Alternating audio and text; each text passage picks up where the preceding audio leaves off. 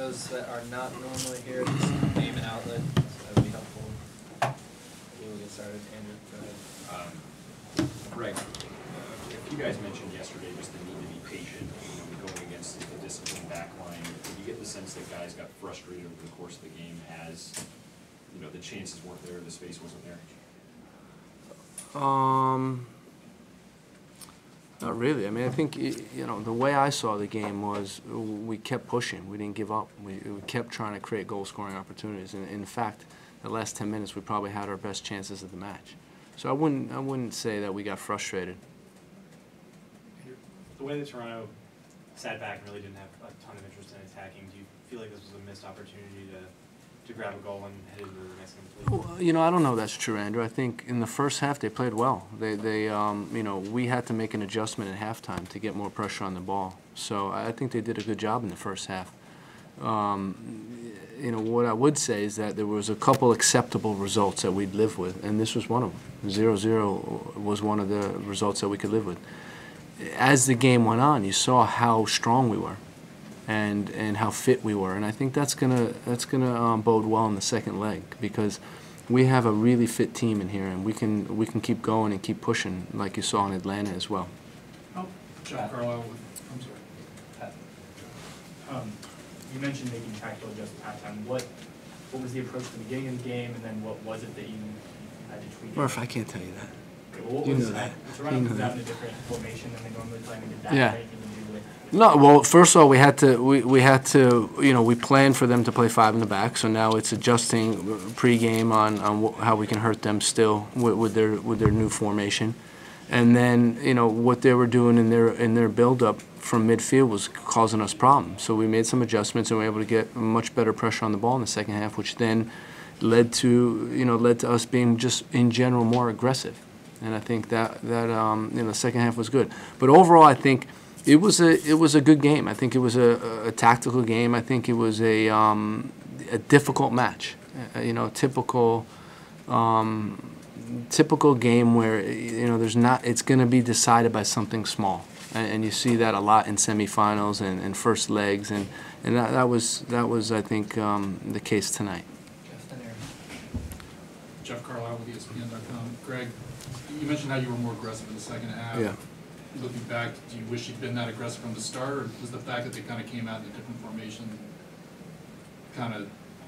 Well, what I would say, Jeff, is that I think the intentions were to be aggressive. I think we showed some aggressive movements, almost too aggressive in the beginning, because we kept trying to play behind them really early instead of keeping the ball and making them work a little bit more.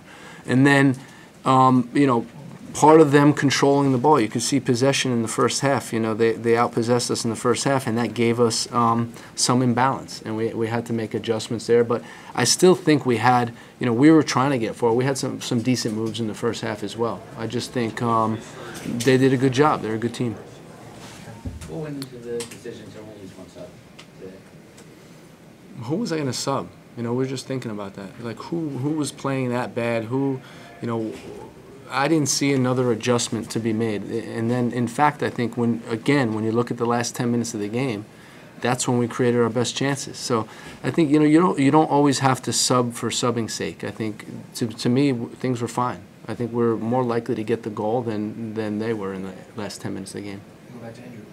You mentioned the chances in the last 10 minutes of the game. There was a shot from Harrison, a shot from Justin. What do you think changed in those last 10 minutes, and what can you guys take away? So again, I think a lot of it had to do with just our strength.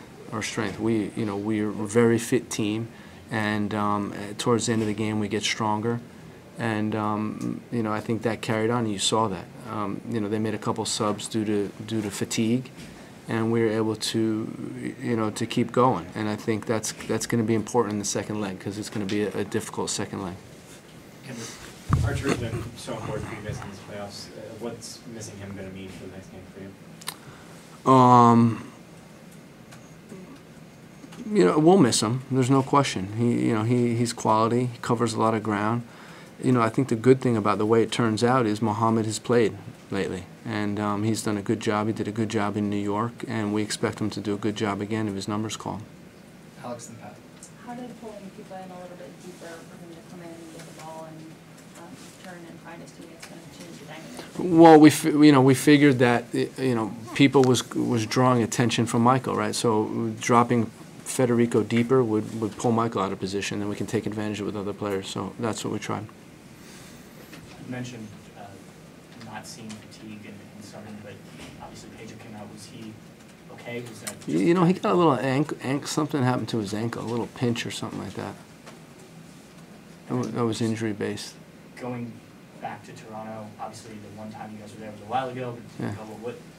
what do you take from this game, I guess, going there? Obviously, they're going to have two of their designated players back. Again, it was one of the acceptable results, a result that we can live with. If we score a goal in Toronto, the complexion of the whole series is going to change, and that's going to be our focus.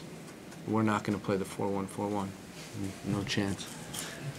Jeff.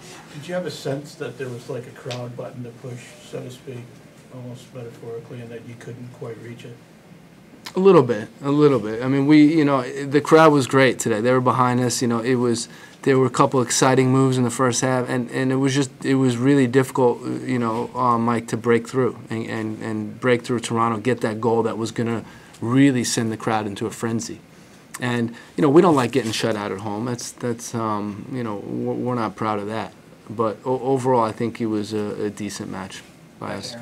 The last 3 months of the regular season without getting shut out. Now it's been 3 of the last 4 that you haven't scored. Is that just the nature of the playoffs, or is there something that you've seen different in the attack for the reason that the goals haven't come to top it, except for the one?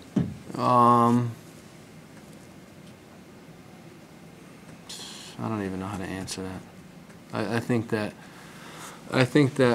we're relatively happy with the chances that we've been creating. The Atlanta game, obviously, we got a goal call back. That was a regular goal that didn't count. New York City at home, we created four goals. We could have maybe scored another 2 or 3. Away, we had a couple of chances late in the game. Today, again, a couple of chances, but it's tight. I mean, Toronto's. You guys are calling Toronto the best team in the history of the MLS. And how many shots on goal do they have in the whole playoffs so far?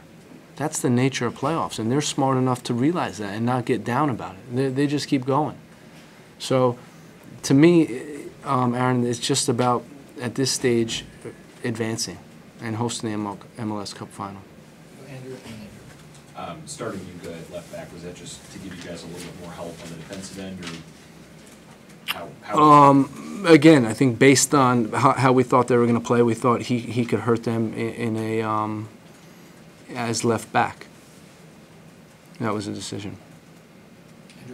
I know you probably prefer to have a big lead again, but does the second half being the way, or the second leg being the way it is now, suit you guys a little bit more than having to sit back and defend like you did against New York? Just the way you like. Yeah. I don't know. I think our objective will be to go out and score a goal. I think that will be clear. But we had the same objective against New York, but they played a really good game. It was difficult to achieve that. But we'll have the intentions to score and be aggressive. For a couple more, Pat, you mentioned the objective is to score a goal. Do you think one goal can do it in Toronto? I mean, do you think that's a team that's been really good defensively and obviously scored plenty? Do you think one goal can be enough? I don't know, Murph. No? Okay, thank you very much. Seriously, they're going to end with that?